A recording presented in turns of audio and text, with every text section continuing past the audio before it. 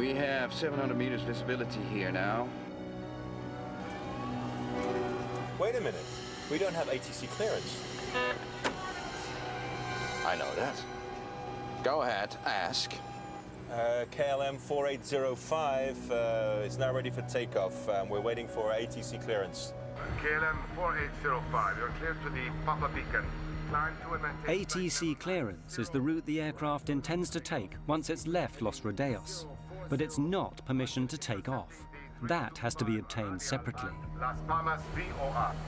Roger, sir. We're cleared to the Papa Beacon, flight level 90. Right turn out 040 until intercepting the 325. We're going. No! Runway. Pan Am 1736. Pan Am 1736. Report. Runway clear. Okay, we'll report when we're clear. Thank you, 1736. Let's get the hell out of here. Yeah, he's anxious, isn't he? Yeah, and now he's in a rush.